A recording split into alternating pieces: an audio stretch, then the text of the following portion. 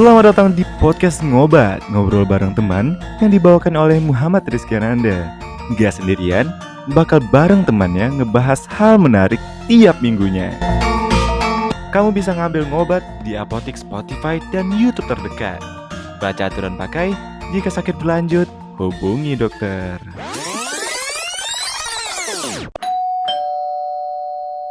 Halo semuanya, apa kabar? Ini dia host kalian, Rizky. Nah, di episode kelima ini podcastnya bakal seru, bakal spesial karena kedatangan bintang tamu seorang influencer yang dulu pernah satu SMP sama aku. Nah, tapi sebelum kita memulai, kita pengen ngingetin buat teman-teman untuk stay di rumah aja selama corona ini atau COVID-19 ini, biar tetap aman deh di rumah aja. Nah, ini dia bintang tamu kita, Neza. Apa kabar, Neza? Baik, alhamdulillah. Baik ya, gimana? Di Padang aman-aman aja nggak? Ya, masih aman sih buat. Ya, sinyalnya hilang nih. Jadi gimana tadi di Padang? Gimana kondisinya? Di Padang sih masih aman-aman aja ya, tapi tetap harus lockdown biar lebih baik. Selama karantina, lu ngapain aja selama lockdown? Kalau gue selama lockdown ini lebih produktif. Jadi bikin video tiap hari tuh. Jadi kerjaan gue bangun tidur, makan, terus ngonten, terus ngedit, udah gitu dong. Tidur lagi, kayak gitu lagi. Wah, gitu terus. Bagus nih kayak gini, produktif gitu kan. Iya. Terus lu ini kenalin diri dulu dong. Gue lupa tadi, lu harus kenalin diri. Oke, harus kenalin lagi ya? Kenalin lagi. Oke, jadi hai semuanya, gue Neza. Gue itu seorang content creator dan lebih tepatnya sih beauty vlogger ya. Terus apa lagi? Terus gue ngelain apa lagi ya? Lu kuliah di mana?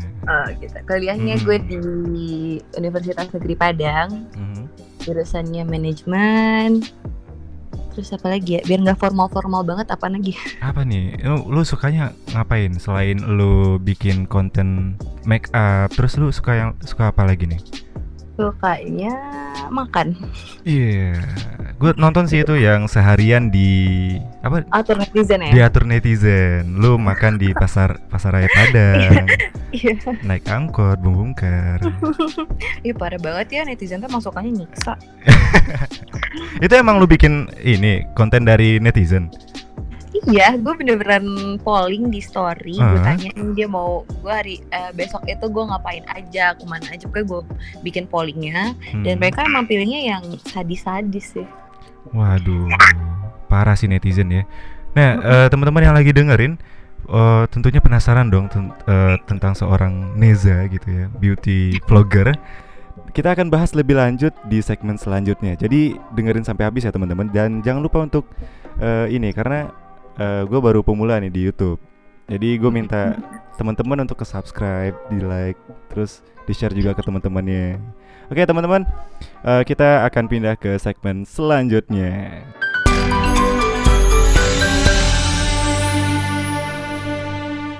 Teman-teman, balik lagi di podcast Ngobat dan ini dia segmen pertama. Kita akan ngebahas tentang kenapa Neza memilih menjadi beauty vlogger. Yeah. Tapi sebelumnya Nez, lu kan baru ngeluarin satu video tentang alasan lu berhijab di YouTube lu. Iya. Nah, gue pengen tanya, apa motivasi lu untuk menggunakan hijab? Motivasi gue ya? Iya. Sebenarnya panjang ya. Kalau mau yang lebih spesifiknya bisa nonton di YouTube gue. Oke. Ya, ini singkatnya aja. Sini aja. Jadi nggak tahu kenapa, pokoknya abis gue potong rambut waktu itu, tiba-tiba gue kayak dapet hidayah kalian namanya. Oke, hidayah. Gue kayak ngerasa kayak gue udah siap deh untuk berhijab dan kayaknya gue udah siap untuk menjalani kewajiban gue. Tuh kayak mikir itu doang sih, tiba-tiba aja. Gak ada motivasi tertentu. Oh, jadi lu tuh memang mendapatkan hidayah yang tiba-tiba untuk memakai hijab gitu ya? Iya benar, nggak ada faktor lain, bukan karena seseorang atau ada paksaan dari orang tua, itu nggak ada sih. Oke, berarti hidayah. Nah, yang menariknya itu ketika gue nonton video lu menyebut ini hijabers Malaysia menjadi referensi lu. Kenapa nih? Kan gue dari bukan dari ya, gue lagi di Malaysia nih. Iya. Nah, gue juga tertariknya di situ, mendengarkan kenapa lu milih dari sebanyak itu style jilbab, lu pilih Malaysia. Kenapa ya? Karena kayaknya gara-gara kayak beda gitu loh dari model hijab biasanya. Terus kayak nggak formal, kayak unik gitu. Dan gue ngerasa waktu gue ngaca, gue cobain model-model yang ala hijab Malaysia itu kayak cocok gitu di muka gue. Makanya gue kayak makin nyaman untuk pakai hijab. Cakep-cakep sih orang Malaysia pakai hijabnya. Iya, gue juga gue setuju nih sama lu kalau bilang jilbab Malaysia itu emang beda banget sama jilbab Indonesia. Iya, emang kan kalau misalnya di Indonesia nih rata-rata pasti pakainya cuma jilbab yang segi 4 kayak ya udah formal aja. Kalau gue kan masih ada yang masih kebuka-buka lehernya. Kita nggak boleh dicontoh sih sebenarnya. Ya nggak apa-apa kan, proses. Iya, benar. Yang penting tuh kayak masih ada lah dapet feel fashionnya kalau lihat yang kiblat dari Malaysia gitu. Nah tapi ngomongin jilbab dari Malaysia, lu tahu nggak sih ada jilbab yang waterproof? Oh iya, gue punya kok. Oh iya? Iya. Itu beneran emang anti air yang nggak masuk apa gimana? Emang anti air, jadi kalau misalnya hujan itu nggak bakal basah kayak ada bercak-bercak itu nggak ada, tapi dia bakal jatuh aja gitu airnya. Cuma kan kalau kalian pasti rada bingung ya, ini nyucinya gimana dong kalau anti air? Nah, terus? Ya kan? Cara cucinya sih ya tinggal direndam aja. Dia kalau banyak air yang kayak direndam gitu bakal basah juga. Cuma kan kalau buat hujan aman gitu. Oke. Tapi panas nggak sih? Enggak. Bahannya tuh ada yang enak sih, tergantung dari brand mana kayak. Oke. Nah, kita pindah nih dari motivasi lu untuk memakai hijab, kita pindah ke dunia beauty content creator lu. Oke. Itu dari mana lu bisa muncul ide buat bikin konten makeup kayak gitu? Oke, itu rada panjang ya. Gue jelasin. Panjang lagi. Coba deh. Sejarahnya lumayan panjang. Jadi itu dulu waktu SMA, awal SMA gue tuh kayak iseng doang kan, kayak makeup. Terus teman-teman gue kayak nyuruh gitu, mending lo buat video deh. Terus gue kayak nonton YouTubers gitu kan, yang beauty vlogger. Terus ya udah kayak tertarik gitu loh di bidang beauty. Akhirnya gue mutusin untuk bikin videonya emang dari kamera biasa sih dulu. Terus gue pakai lampunya juga dari lampu emergency. Pokoknya itu bener-bener apa adanya sih. Terus kayak nyaman gitu. Kayak gue lanjutin aja sampai sekarang. Tapi kalau gue nggak salah ya, kalau gue lihat di Instastory lu kalau bikin video tuh emang sekarang equipmentnya, ada lampu, terus ada setup juga banyak sekarang. Lebih proper sih sekarang, semuanya ada. Apakah semua itu dari AdSense? Enggak sih, enggak. Ini gue beli, ada yang beli sendiri, ada yang disponsorin juga sama bokap gue. Kayak orang tua gue tuh ngedukung gue di bidang kayak gini. Kayak dia bantu-bantulah untuk beliin segala macam ya. Oke. Tapi kalau gue gue nggak nanya nominal nih. Tapi kalau AdSense-nya ngebantu nggak? Bentar, ada suara motor nih. Oh iya, oke. Kalau buat AdSense ya, ngebantu atau enggak? Kalau gue sih AdSense dari YouTube masih sedikit, paling dari Instagram ya. Oh iya, lu di endorse sama makanan, sama produk kecantikan. Kalau buat cuan-cuan nih, gue lebih banyak dari Instagram, bukan dari YouTube, karena gue belum terlalu aktif juga sih di YouTube. Belum aktif gimana? Kalau gue lihat banyak videonya. Ya maksudnya kan kemarin sempat vakum. Kalau di Instagram kan bener-bener kayak tiap hari gue ngupload video gitu. Kalau di YouTube kan jarang. Itu siapa yang ini? Lu ngedit sendiri apa lu punya tim? Kalau gue ada tim sekarang, cuman kalau di Instagram kayak video makeup masih gue sendiri sih. Kalau tim gue itu untuk kayak endorsement yang benar-benar lebih proper lagi, gue baru butuh pakai tim. Nah, ngomongin tim lu nih, karena kita udah nyinggung masalah tim lu. Itu kenapa muncul ide untuk bikin tim? Karena ini gue bisa bilang nih agensi ya. Oh ya. Gue sih mikir awalnya ini kan gue berempat sama teman gue. Yeah. Kayak iseng gitu, tiba-tiba kayak kita bikin suatu agensi yuk yang bukan ngatur sih, yang nge-handle konten kreator di Padang, karena kan belum ada di Padang kayak gitu. Maksud gue yang belum ada ini, kalau di agensi gue ini lebih disediain, mulai dari timnya ada, medianya ada, alat-alatnya ada. Jadi bukan cuma nge-handle endorsement mereka, tapi juga konten mereka. Jadi tujuannya sih sebenarnya biar lebih banyak aja konten kreator di Padang dan lebih lebih maju aja. Oke, jadi yang gue salah tangkapnya adalah gue kira tim lu nih memang khusus untuk 4 orang aja gitu loh. Tapi ternyata tadi lu bilang open buat siapa aja gitu. Iya, gue open buat siapa aja. Bahkan gue mau open batch 2, tapi gue masih belum tahu siapa yang mau direkrut. Oh, oke. Dan gue tuh kayak gak mau ngambil content creator yang maaf ngomong kayak nggak niat gitu loh, cuman ngambil yang lebih viral kayak gitu. Pokoknya gue mau yang berkualitas dan berbobot di sini. Bahkan kalau misalnya dia belum eksis banget juga nggak apa-apa, gue bakal bantu dari awal. Oke. Yang penting ada kontennya. Yang penting dia komitmen ya. Iya benar. Yang penting niat, jangan yang alay-alay nggak jelas. Bukan alay sih. Ntar gue dihujat lagi sama orang-orang. Maksudnya kayak yang nggak jelas gitu loh. Oke, nama ininya apa, nama agensinya? Nama agensinya BNF, itu kepanjangannya Beneficia Team Management. Siapa sih ininya, foundernya? Foundernya itu sebenarnya gue udah berempat, cuma tinggal 2 orang lagi karena emang ada sesuatu masalah, jadi tinggal berdua. Oh, tinggal berdua? Iya, yang foundernya ya. Oh, foundernya. Iya, foundernya tinggal gue sama ada Namira. Namira tuh sering banget, Namira Irawan. Oh, oke. Tapi kalau gue lihat di Instagram BNF ini, sekarang ada 7 ya berarti ya? Itu talentnya. Talentnya udah ada 6 sih kayaknya. 6 sama gue. Bukan 7? Bukan. Oh, oke. Gue kira 7, soalnya di sini kelihatannya 7 gitu. Ada influencer, singer, terus ada modeling juga, ada MC mas speaker. Ini gue salut ini ya, kalau kita ngebahas BNF ini, gue kalau nggak salah pernah lihat dari Instagram lu juga. Yang namanya Sidik ini kalau nggak salah penyiar radio ya. Halo? Iya. Teman-teman kayaknya sinyal lagi nih, tapi jangan khawatir teman-teman, kita akan kembali lagi di segmen selanjutnya. Jadi jangan kemana-mana.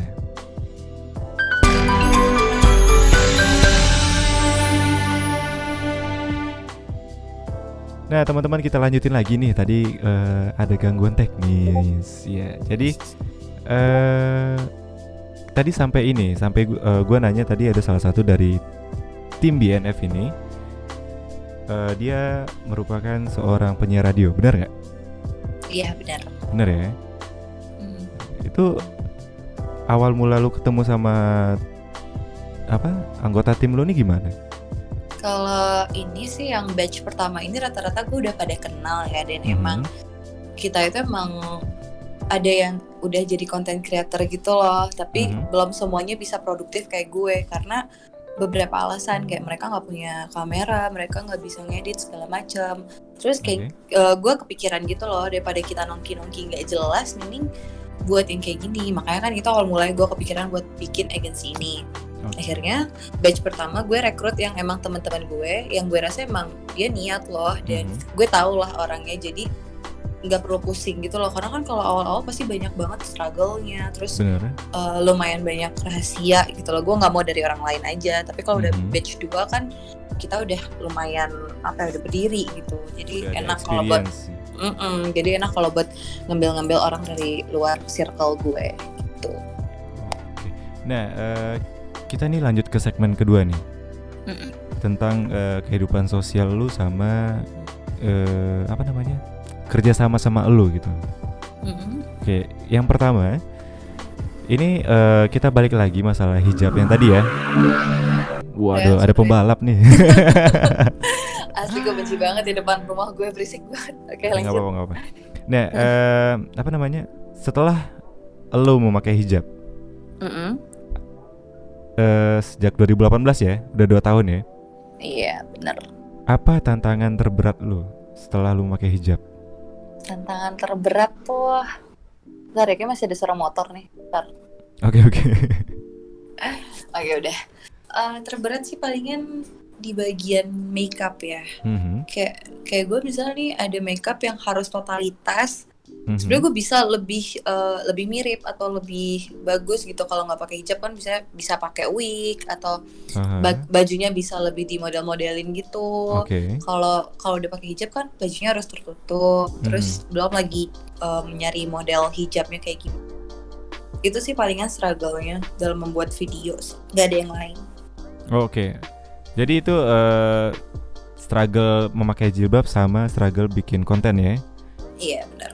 Nah, yang gue tahu lu adalah brand ambassador beberapa produk. Iya, bener ya? Itu ini gue pertama nanya, apa sih yang dijual oleh seorang Neza dan kenapa harus memilih Neza? Kayaknya itu nanya ke all shopnya nggak sih? Nggak, kan dari elunya sendiri nih gitu. Dari gue sendiri. Kalau menurut gue, mungkin dari kontennya ya, gue mungkin lebih totalitas dalam membuat sebuah konten brand ambassador. Karena gini, gue bukan cuma review, misalnya nih di endorse makan, bukan endorse sih, kalau brand ambassador suatu cafe gitu. Gue nggak cuma bilang kayak, hai guys, aku lagi di sini, aku mau review makanan ini, gini-gini, nggak, gue nggak kayak gitu. Gue lebih kayak mikirin idenya, bener-bener gimana cara ngiklanin, tapi nggak kelihatan kalau itu endorse yang apa sih, yang cuma review makanan aja gitu. Jadi ada ceritanya dalam suatu video itu. Jadi lebih dari pembuatan kontennya sih, makanya mereka milih gue mungkin ya. Terus ini dari brandnya yang ngiklan ke elu, dia pernah ngasih lihat hasilnya nggak? Maksudnya dari ini dari hasil video elu, konsumer kita meningkat nih gitu. Iya, ada sih yang bilang kayak gitu. Terus ada salah satu brand juga yang kayak seneng banget gitu loh udah make gue, sama ada juga talent gue yang dari agensi gue kan, kayak dia senang aja gitu.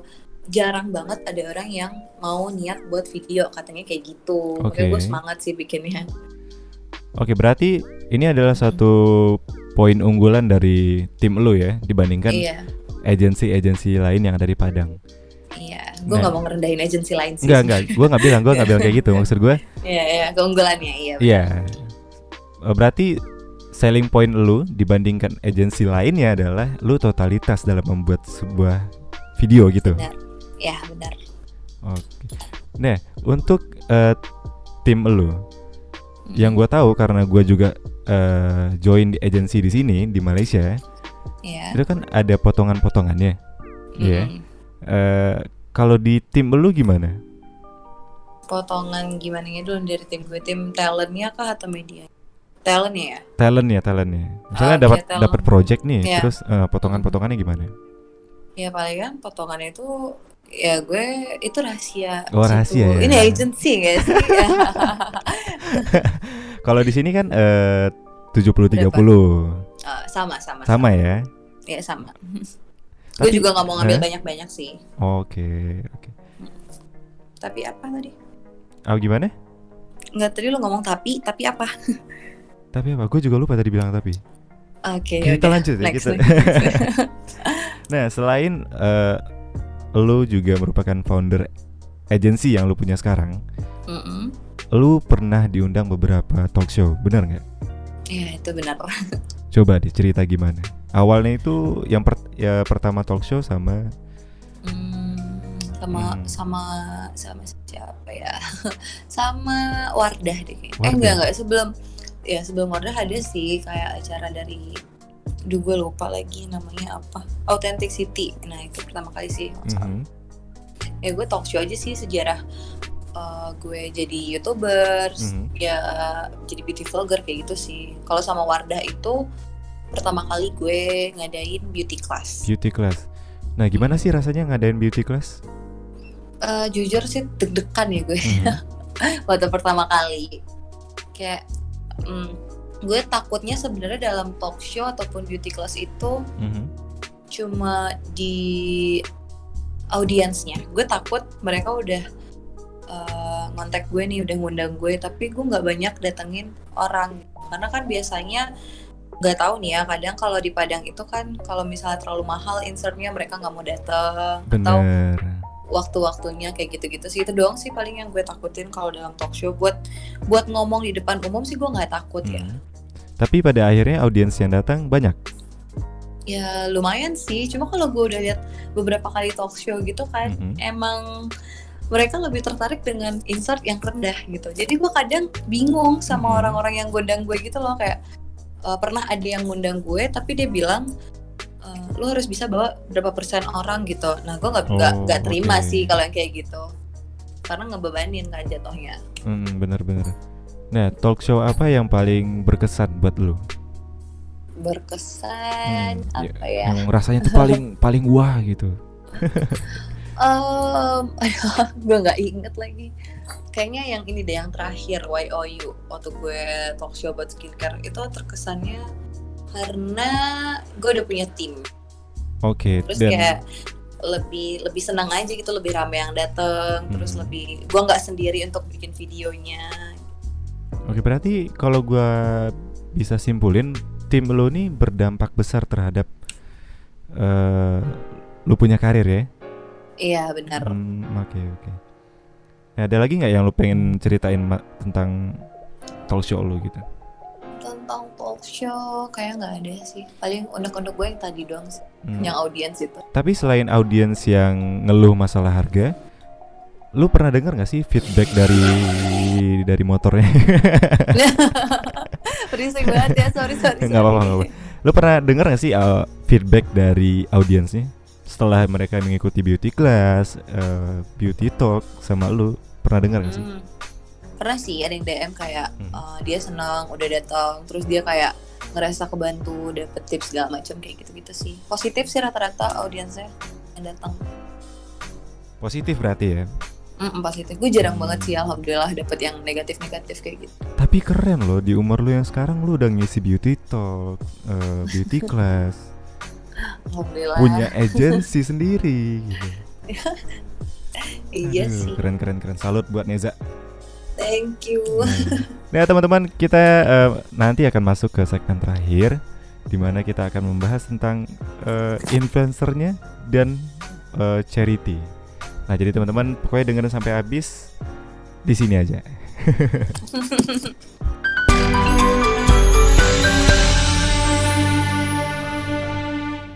Teman-teman, kita udah sampai di segmen terakhir kita di podcast Ngobat episode kelima bersama Neza.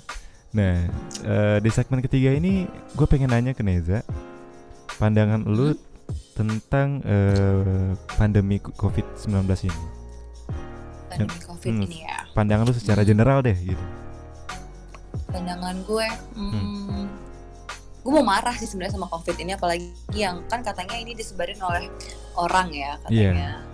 Nah, gue tuh kesel banget sebenarnya karena dengan adanya COVID ini, yang pertama kan membahayakan diri kita ya. Terus kayak ngeganggu aktivitas gitu, yang harusnya, bentar ada motor lagi. Udah. Ya, itu ngeganggu aktivitas gitu loh. Yang harusnya kita bisa produktif di luar rumah, atau misalnya ada kerjaan-kerjaan yang udah di booking dari lama, jadinya kan tertunda karena adanya si COVID-19 ini. Benar-benar kayak merugikan banyak masyarakat gitu loh. Dan gue berharap sih cepet dapet obatnya, atau cepet berakhir deh pandemik ini. Nah, gue setuju nih karena gue juga di sini kan kerja sampingan gue. Selain gue kuliah, gue juga nyari-nyari iklan nih. Kalau lu kan orangnya nyari ya. Iya. Gue nyari-nyari. Oh iya, nggak apa-apa, mulai dari sana. Tapi jarang banget yang mereka cari gue. Tapi nggak apa-apa deh. Nah. Nggak apa-apa, pelan-pelan. Kalau udah kenal sih dicari. Makanya jadi karena adanya corona ini, jadi harusnya gue targetin ada tiap weekend itu gue harus dapat gitu iklannya. Tapi gara-gara corona ini gue jadi susah nyarinya gitu kan. Terakhir ada yang nawarin tapi bulan April. Kalau di Malaysia sendiri lockdown itu kan sampai tanggal 14 April. Jadi semua job itu nggak ada yang pasti akhirnya. Iya kan. Nah, kok merugikan banget kan. Iya. Ngomongin di Indonesia, orang Indonesia ngeyel, nggak percaya kalau corona ini bahaya. Iya, sebel banget gue. Iya kan? Iya benar. Gini, influencer udah bilang di rumah aja. Tim medis udah bilang udah di rumah aja biar kami yang kerja gitu ya. Iya. Nah, lu ngelihat orang-orang yang ngeyel nih gimana sih? Sebel sih gue karena kita nggak tahu nih dia yang ngeyel keluar ini dia bawa virus atau enggak, atau nanti dia bakal dapet virus. Tapi bentar dulu ada motor lagi. Oke, lanjut. Jadi gue ulang lagi deh. Boleh. Menurut gue orang yang keluar ini kita kan nggak tahu ya dia itu bawa virus atau dia bakal dapetin virus. Dan kalau misalnya dia dapat virus mah gue bodo amat sih. Yang mati juga dia, yang nanti nggak dimandiin juga dia, yang nggak dikuburin nggak ada keluarga juga dia, kan dia sendiri nih yang rugi. Tapi kalau dia yang nyebarin kan makin lama dong lockdownnya. Harusnya tuh tenang aja di rumah. Gue tahu sih bosan, cuma ya kan demi kebaikan kita sendiri. Benar. Yang parahnya adalah kan kita sebagai yang muda-muda, kita walaupun gak berasa sakitnya, tapi ternyata kita membawa virus tersebut. Yang kasihan itu orang yang punya imun lemah. Bener. Iya kan? Apalagi orang-orang yang udah tua ya, itu kan katanya rentan untuk kena virusnya. Banget. Nah pokoknya nih buat warga plus 62 ini, kalau udah dibilangin ya di rumah aja gitu, kasihan. Yang gak kasihan itu tim medisnya. Benar. Iya, tim medisnya 1 udah mulai berguguran. Kalau nggak salah 8 dokter yang udah tumbang. Iya benar. Terus yang kedua, kita kekurangan APD, alat pelindung diri. Nah, jadi buat teman-teman yang di Indonesia, kita nih manusia itu sama semuanya. Kayak di Italia, sebenarnya kan di Italia tuh sama, awalnya ngeyel kan. Iya, makanya. Dan akhirnya sekarang mereka adalah satu negara yang paling drastis banget loh itu. Drastis banget, parah sih. Pokoknya gitu. Nah, yang tenang di rumah aja. Banyak kok yang bisa dilakuin, ya kan? Iya benar. Mau produktif kayak apa tuh banyak kok di rumah. Apalagi gini loh, gue paling sebelnya nih kan ada motor. Iya. Gue paling sebel tuh sama orang-orang yang misalnya mahasiswa nih dikasih libur, tapi masih ada juga loh yang pergi liburan. Kayak, aduh lu nyari penyakit ya gitu loh. Gue kesel banget. Aduh, itu iya sih. Bahkan gue sampai bikin di Instastory gue kayak challenge, kalau lu di rumah lu lapor sama gue, ntar gue kasih GoPay deh 100.000 kayak gitu, biar ada yang tenang di rumah gitu. Ini menarik. Nah, ini lu bagi-bagi GoPay yang berapa, 100.000 ya? Iya. Itu emang program lu sendiri apa lu kerja sama brand gitu? Program sendiri ini bener-bener kayak gue inisiatif aja gitu biar kayak tenang gitu. Karena ada salah satu followers gue sih yang bilang kayak, coba dong Pak, ini adain apa ya, kayak gue gak tau ngomongnya apa. Bukan ngadain sesuatu yang bikin orang-orang ini tenang di rumah, karena kan masih banyak yang ngeyel di luar, masih nggak percaya gitu loh, kayak apaan sih corona gini, nggak bakal kena kok gue sama corona gitu. Kan percaya dirinya terlalu tinggi, anak plus 62 ini terlalu barbar. Makanya, tapi yang lu punya program ini yang GoPay 100.000 nih jalan nggak? Rame nggak ya? Jalan, lumayan sih. Widih, banyak tuh keluarannya. Iya. Kan gue nanti milihnya satu pemenang. Oh, satu pemenang. Iya, cuma rencananya gue kayak tiap minggu gitu loh, cuma ntar liat dulu. Oke. Kalau rame. Gue kira lu bagi 100.000 dalam nominal yang 2, 3, 4, 5 gitu kan. Enggak. Nah selain tadi karena lu udah nyinggung juga masalah corona dan pekerjaan lu, dan kita dengar juga semuanya ketunda ya. Benar. Nah kita masuk ke peran lu sebagai influencer. Selain program GoPay lu 100.000 tadi, apa yang lu bisa membuat orang-orang ini stay di rumah gitu, yang lu bisa lu usahain?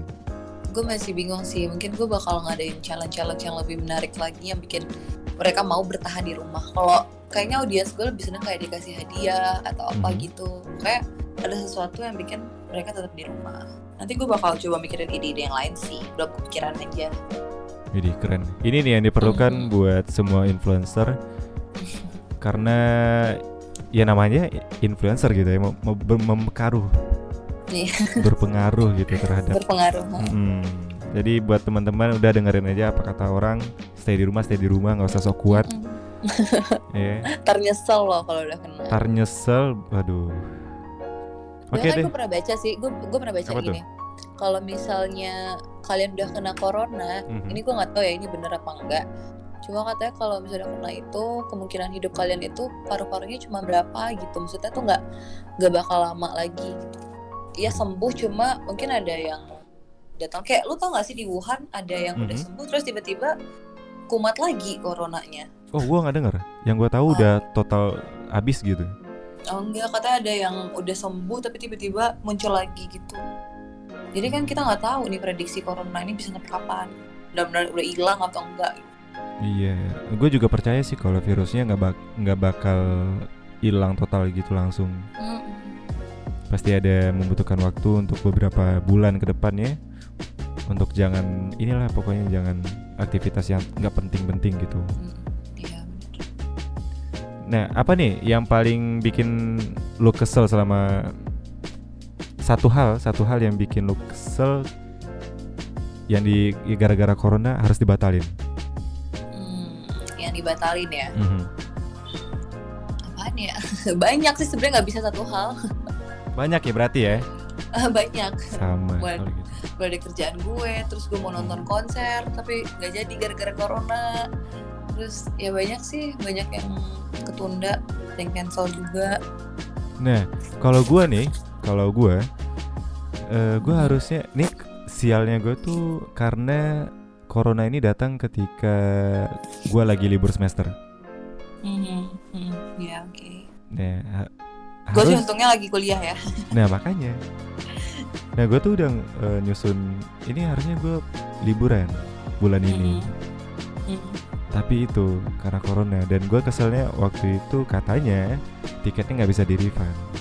Wow. Terus. Dan akhirnya makin kesini ternyata maskapainya berbaik hati dan mereka akhirnya di-refund. Tapi nggak tahu nih, prosesnya lama banget soalnya. Nah tadi kan prosesnya lama tuh, gue bingungnya gara-gara itu nih. Iya. Sumpah ya, ini dari awal gue ngerekam podcast ini sampai sekarang, udah sampai di sesi terakhir, gue tuh grogi sebenarnya. Kenapa grogi? Grogi loh, orang Neza adalah seorang yang diikuti oleh 20.000 lebih di Instagram, di YouTube. Bukan apa-apa. Itu mah. Yang di endorse setiap hari itu ada tuh iklannya. Gak, sekarang lagi kosong gara-gara corona. Ya sebelum ini gitu. Ya udah deh Nes, terima kasih udah main-main di podcast Ngobat yang awalnya gue nawarinnya di ini ya. Di Instagram. Tuh sebenarnya gue iseng tuh, gue kira karena bakal banyak yang masuk ke Instagram lu, nggak kebaca, tapi ternyata gue di DM, hayo gitu. Waduh, keren banget.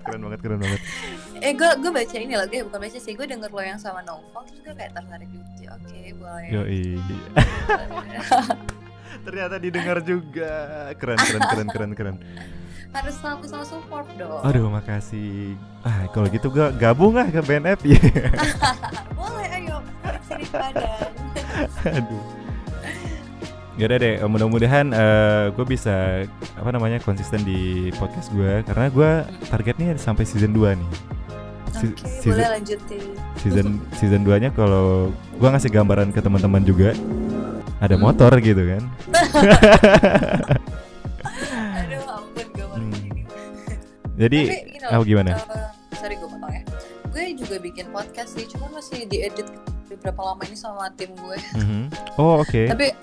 Tapi gue podcastnya secara live gitu. Visual. Tapi visual, cuma karena corona ini jadi ketunda beberapa yang mau gue podcastin, dan gue masih bingung gitu loh. Gue pengen bikin konten juga, gue bingung masa video call sih gitu. Nah, untuk visual kan tantangannya di situ, karena kalau video call nanti takutnya blur apa segala macam, koneksi yang nggak stabil, ya kan? Iya. Kenapa gue milih audio? Karena audio lebih ringan. Iya sih, cuma gue bingung kalau pakai audio. Kenapa bingung ya? Kenapa? Bingung aja cara masukinnya gimana, rekamnya gimana, ribet. Oh. Nanti gue bisa kasih tahu lah apa yang gue lakuin gitu. Tapi teman-teman lu pasti banyak yang lebih tahu gitu. Iya sih, ntar aja kita sharing-sharing deh habis. Siap. Oke Neza, sekali lagi makasih ya udah main-main kesini. Iya, thank you juga udah ngundang gue. Mudah-mudahan nanti ketemu lah di next episode ya. Amin. Oke, terima kasih teman-teman yang udah dengerin. Tetap dengerin podcast Ngobat di Spotify dan di YouTube. Namanya sama, Ngobat, ngobrol bareng temen. Dan pastiin itu dari Muhammad Rizky Ananda. Oke teman-teman, terima kasih buat dengerin. Bye-bye.